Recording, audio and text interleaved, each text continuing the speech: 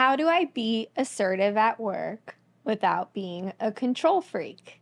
So being assertive is it's not about being a dick or yelling at people. It's speaking with authority, speaking from the center of your chest, your heart, your core. If you believe what you're saying, your physiology, the harmonics of that help produce that, and everybody in the room can feel that when you if you're talking about something, maybe it's an issue at work and there's a problem that you're supposed to solve and you figured out what it is and you're 100% certain, you got the data to back it up, you're gonna put stuff on the probably the dry erase board or maybe a chalkboard, maybe you got a big TV or whatever, but you'll have all the facts and the data, and then when you speak from authority, you'll give the answers.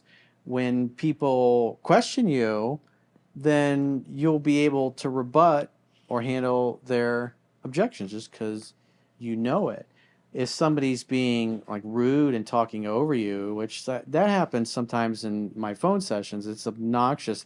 A guy will ask you something and you start talking, and then he just starts talking over you because you're about to give him an answer that is unpleasant. And people, I'm always gonna be telling people the uncomfortable truth. That's what they pay me for. People love that. They're always telling me, it's like, if you think I'm being a pussy, Corey, you need to tell me. It's like, I need the honest truth. Everybody in my family, my friends, are all kissing my ass and like, if it's meant to be, it'll be. It's like, it's not helping.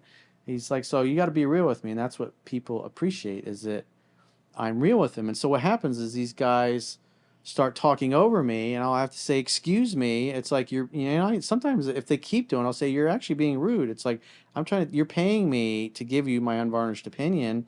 And every time I start telling you, you just talk over me and you keep talking and you're trying to drown me out.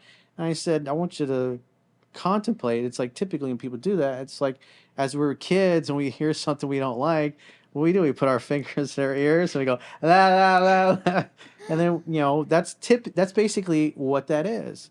And I've had people thank me for that. And then, they let me talk and then I'm able to get through, because I've had other clients. I had one several years ago that did that. And just the whole time he was interrupting me. And then afterwards he sends me this email, apologize. He's like, honestly, you were right. I didn't get what the solution was. I was like, he says, I'm so sorry for talking over you the whole time. And then he booked another one. And then the next one, he was great. He listened, he got it, and then things worked out for him.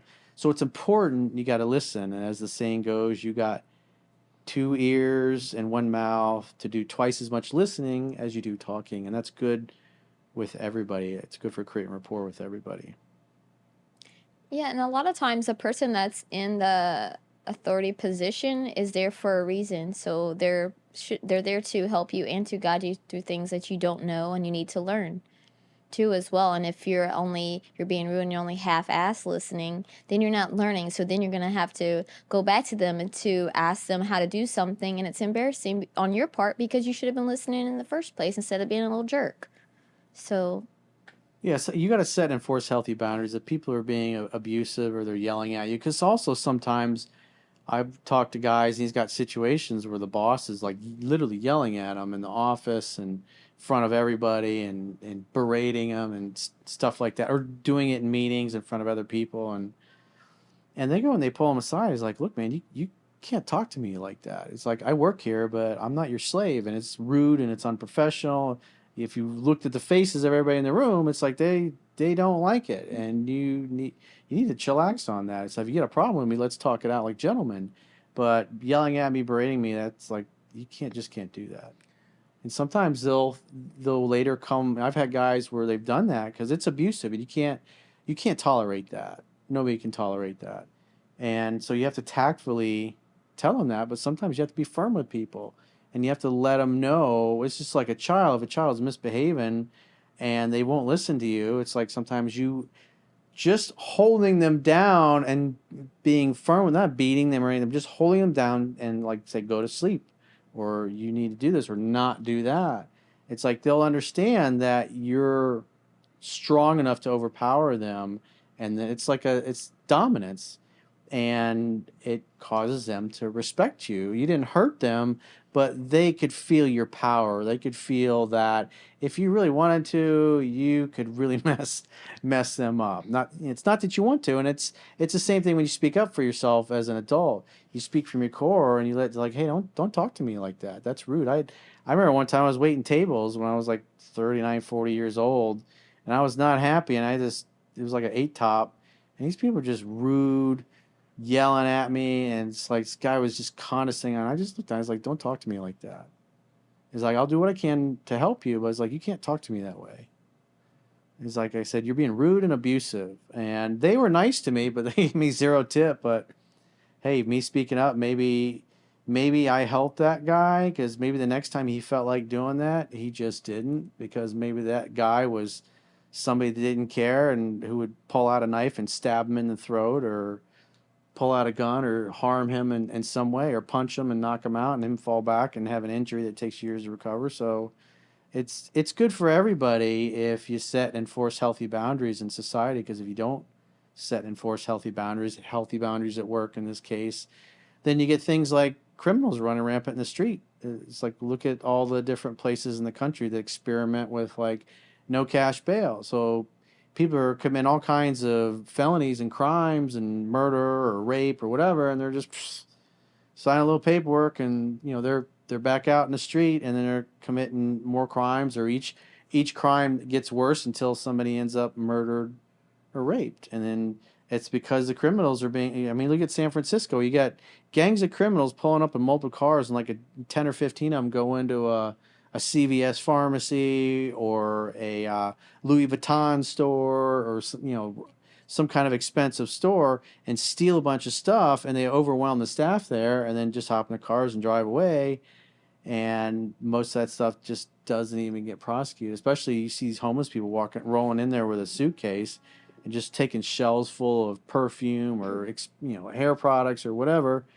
I think they sell it online, or they go to other people that they sell it to, who they sell it online, and a lot of these. So you got society's tolerating this ridiculous behavior. So the criminals they become criminal entrepreneurs, and then they spend the rest of the day doing their drugs or whatever. And it's like, you gotta set and enforce healthy boundaries, because weakness always invites aggression. We had these Chinese spy balloons just float by our country, and now there was a report out that all these green lasers from a Chinese satellite were, kind of sending a wall of green laser beams. You can see the video. It was on Twitter. It's like, I mean, that looks to me like they're probing our defenses. We got a dementia patient as a president. We've got an idiot for a vice president. If there was a time to, for the Chinese to move on Taiwan, now is the time to do it, because we've been sending a lot of weapons, and the weapons that we've sent so far, some of them are going to take 7 years to replace those stockpiles. And if Taiwan goes to war with China, because China's trying to take them over, they've got our weapons. We're going to be sending stockpiles of that, and you got them floating spy balloons. So it's like weakness invites aggression, and that's the extreme case of that. So it's healthy when the men of the world, the really strong ones, put boundaries, and you check weak people. Because typically these bosses or people that are being rude at work or whatever, it's like when you speak from your core, they know deep down they're being inappropriate. And it's almost like, the lion kind of gurgles a little bit and lets everybody else around know, like, don't mess with, because you won't like the darkness that's inside that may come out if you violate those boundaries. And it's like we talk about the World Economic Forum and all those people. It's people don't, their attitude is, hey, if you're too stupid to know what they're up to, you deserve what you got. There's a lot of ruthless people in the world that think that way. I think it's also like a lot of people are really scared of the consequences, and they don't even bother like fighting back. Like they're just minding their own business, they don't want to cause any conflict or any kind of consequences that could hinder them. I mean, pretty much I think this happens to most people, is that you're going to deal with bullies at some point. And when you're young, it usually involves getting your ass kicked physically. But at some point, the bullies, when you've had enough and that demon comes out from the inside, you got to punch him in the face. And typically, you punch a bully in the face a couple times, he'll still probably get some good licks in on you, but they'll think twice about screwing with you again. And sometimes you have to do that. It doesn't mean you go around being rude to people. You can always be respectful. If you bump into somebody, say, hey, I'm sorry, my bad, my apology. If a guy's like, you cut me off, it's like, hey, you're right, I'm sorry, my bad. I wasn't paying attention. Hey, sorry about that. How do you deal with the consequences that could follow that? So I'll give you a perfect example, a life or death example that happened right down here in South Florida. And so in South Florida, if it's like, say, you got a road rage thing that happens. And so I had a friend who he was just trying to get somewhere quick and he cuts this guy off. And the dude followed him into a parking lot. Now, keep in mind, this particular friend is he's a killer. He's a very experienced killer and deployed multiple combat tours. And he in his line of work, he's taken out many men up close and personal in their final moments. And he's one of the nicest people you'll ever meet. But he's the kind of guy you don't mess with. And so in Florida, if you come and you bang on somebody's car or you punch it or you kick it, it's I think it's a felony assault or something like that. I can't remember the exact term. I'm sure you guys can fact check me in the comments. But at that point, lethal force is authorized. Mm-hmm. And so this friend could have easily pulled out a knife or his pistol and ended this guy with a quickness, and he would have been totally within his rights. And one thing I know about this person is he doesn't like bullies, and he got paid to murder bullies for a living, and it was the best job in the world. He loved it.